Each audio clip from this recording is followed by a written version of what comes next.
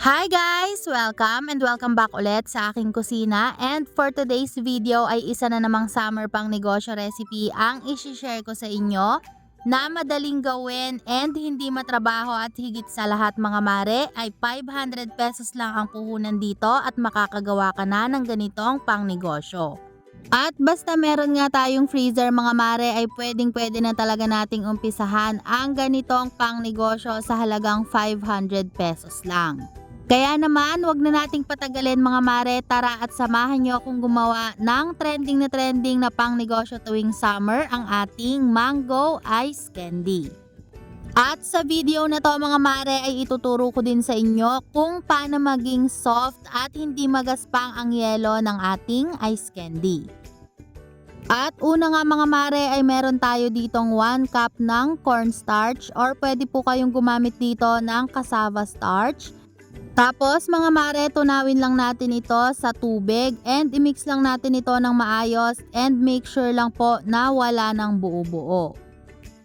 After nating ma-mix ito ng maayos mga mare ay magpapakulo na tayo dito ng tubig. Bali 4 liters po yung gamit ko dito na tubig. And then kapag kumukulo na mga mare, saka natin ilalagay ng paunti-unti yung ating tinunaw na cornstarch. At dapat po ay hindi natin ito titigilan sa paghalo para po maiwasan natin na masunog yung ilalim. Tapos mga mare, lulutuin natin ito ng 5 to 10 minutes. Dapat po ay mapakuluan natin ito ng maayos para po maiwasan natin na maging mapait yung ating ice candy.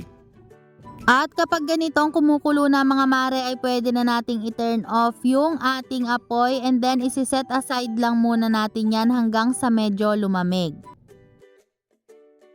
At kapag medyo malamig na mga mare ay sasalain naman natin yan. At gumamit lang po ako dito ng salaan o strainer para po matanggal natin yung mga buo-buo dito.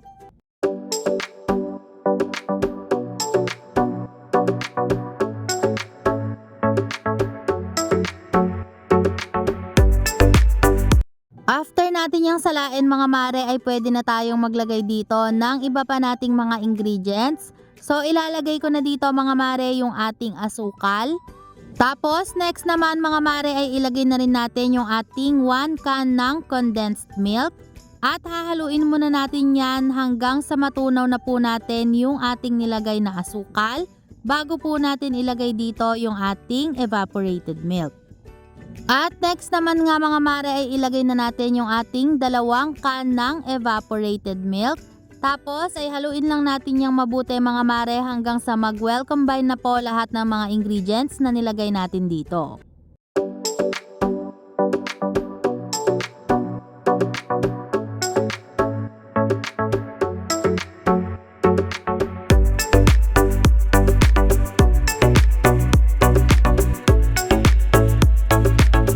At after nga natin yung mahalo ng maayos mga mare, next naman na ilagay na natin dito yung ating mango puree o yung ating dinurog na mangga.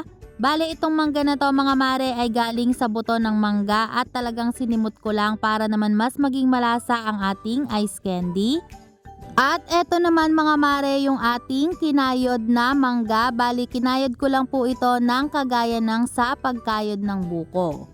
At ang next na natin gagawin mga mare ay magbabalot na tayo. So naglalagay lang ako ng 1 tablespoon ng ating kinayod na mangga dito sa ating imbudo. And then tutusukin ko lang yan mga mare ng stick para mas madali po nating malagay. And then maglalagay na ako ng ating milk mixture.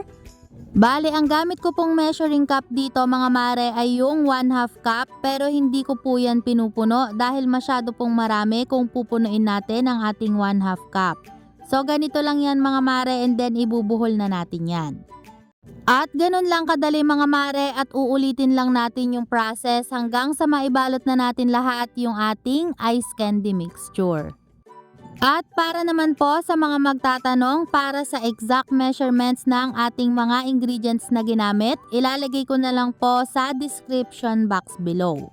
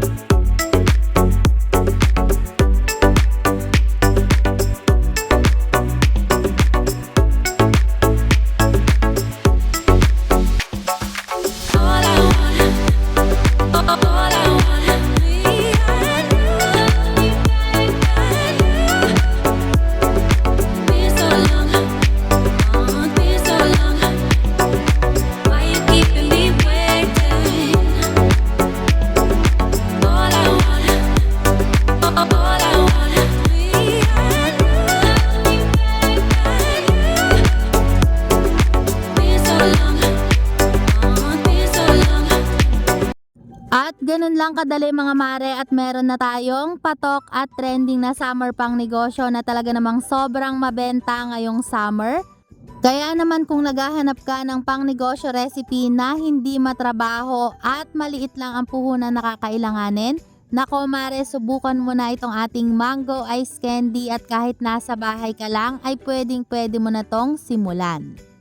At kung meron ka namang sari-sari store mare ay pwede mo rin itong pang extra income o pandagdag sa iyong mga paninda.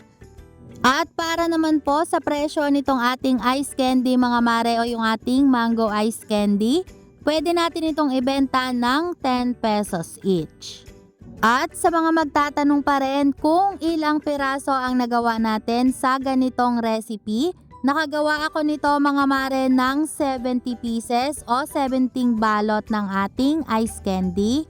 At kung talagang gagawin mo na tong pang negosyo mare, ay suggest na doblehin mo na yung mga sukat ng ingredients na ginamit ko. Mas matipid at mas sulit kung ganun po yung gagawin ninyo para isang gawaan na lang. At hanggang dito na lang mga mare, sana po nagustuhan nyo ang ating pang negosyo recipe for today. And thank you so much guys for watching and see you again sa ating mga susunod na pang negosyo recipe. God bless!